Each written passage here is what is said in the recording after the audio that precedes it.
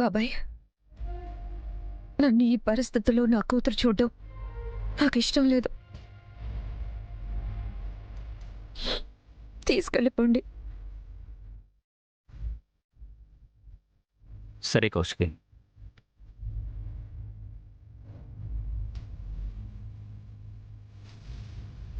ఆ దేవుడైనా దిగిరాడా.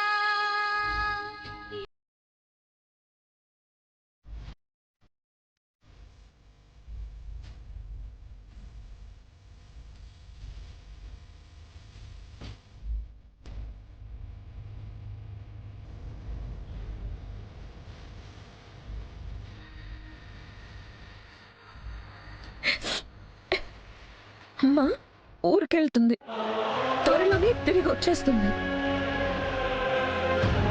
నువ్వు అప్పటి వరకు అల్లరి చేయకుండా తాతయ్య దగ్గర, జగదాత్రి కేదార్ దగ్గర చెప్పినట్టు వినాలి. చూసారా అత్తయ్య, ఇంట్లో ఇంతమంది ఉంటే ఆ అనామకులు నిన్ను చూసుకుంటారు, వాళ్ళ మాట విను అని కూతురికి ఎలా నూరిపోస్తుందో. వాళ్ళు ఇంట్లో ఉంటేనే కదా మాట వినేదానికి. అమ్మ కౌశికి, ఇప్పుడు హాస్పిటల్కి వెళ్ళడం ఇదంతా కరెక్ట్ అనిపించట్లేదు. నువ్వెక్కడికి వెళ్ళకు, ఏదో ఒకటి చేద్దాం. ఏం చేస్తారు నాన్న? తెలియక అడుగుతున్నా, ఏం చేస్తారు? అక్కని ఎప్పుడు నేను అక్కడ చూశాను నాన్న.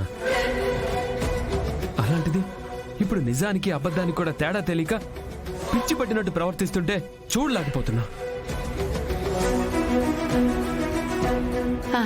అవును బా, అమ్మి ఇంట్లో పెద్ద పులి లెక్క తిరుగుతా ఉండేది. ఆ సురేష్ మళ్ళా ఏమని అమ్మి జీవితంలోకి వచ్చినాడో గాని పాపం మనిషి చూడు ఎట్ట అయిపోయి ఉండదో. అయినా ఇదంతా చేస్తుంది అక్క కోసమే కదా.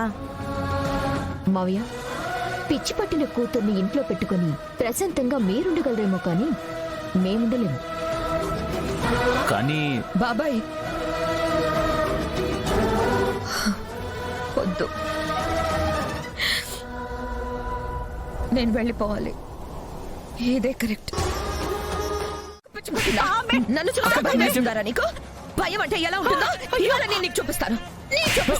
భయం అంటే ఏంటో నేను చూపిస్తాను. ఒక తోరు నేను చెప్పేది నమ్మి, యువరాజు నిషిక ఏ తప్పు చెయ్యలేదు. ఇదంతా ఈ జగదాత్రి ఆడిస్తున్న నాటకము. మనకి కొట్లాటలు పెట్టి వాళ్ళు నీతో కలిసిపోవాలని చూస్తా ఉంటారు. వైజయంతి,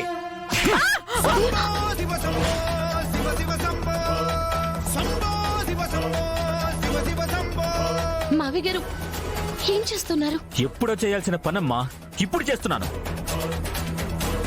ఇదే సరిగ్గా ఉండుంటే విడిలా తయారయ్యేవాడా? అమ్మలా పెంచిన కౌశికిని నలుగురిలో నవ్వుల పాలు చేసేవాడా? వంకర బుద్ధితో, అర్థం లేని ఆలోచనలతో మనసు నిండా విషాన్ని నింపుకొని కొడుక్కి కోడలికి నూరిపోసింది. నా రక్తమే నా కూతురికి శత్రువైందన్న ఆలోచనే మనసుని ముక్కలు చేస్తుంది.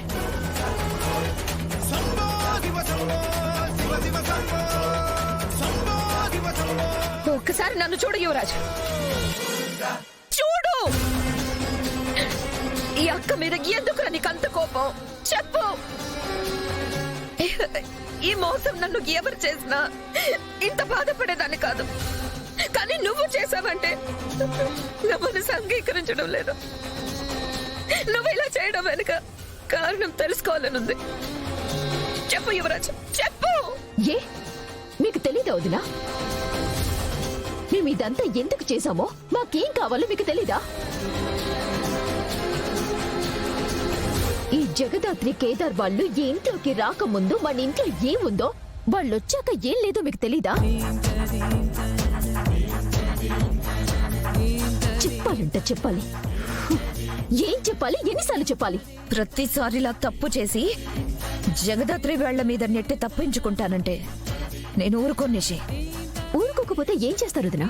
చెప్పండి, ఏం చేస్తారు? ఏం చేయగలరు? నిషి, పిచ్చి పిచ్చిగా మాట్లాడుకో. తప్పు చేశావు, దాన్ని ఒప్పుకొని ఇంకెప్పుడు చెయ్యనని క్షమించమని అడుగు. ఈ గొడవ ఇంతటితోనే ఆపేసి. పక్కకి పోవే. నీ మొహం చూడాలంటేనే నాకు అసహ్యంగా ఉంది. నిషి నువ్వు నన్ను కావాలంటే ఎన్ని మాటలైనా అను. కోపం తీరకపోతే కొట్టు, అంతేకాని మాటతో పోయేదాన్ని గొడవ వరకు తీసుకెళ్తే నష్టపోయేది మాత్రం నువ్వే. వదినా, మీకు అప్పుడు ఇప్పుడు చెప్పేది ఒక్కటే, వీళ్ళిద్దరూ ఈ ఇంట్లో ఉండటానికి వీల్లేదు. ఇలా చేశావు, ఇలా చేశావు.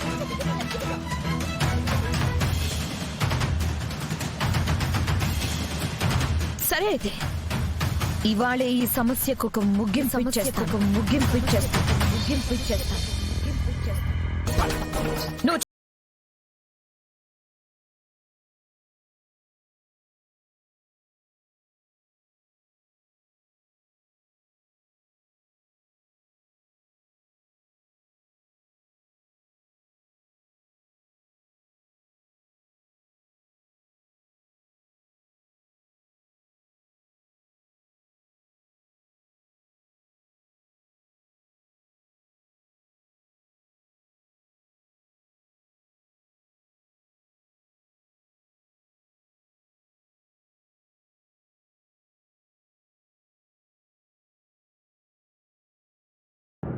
బయటకు వెళ్ళండి.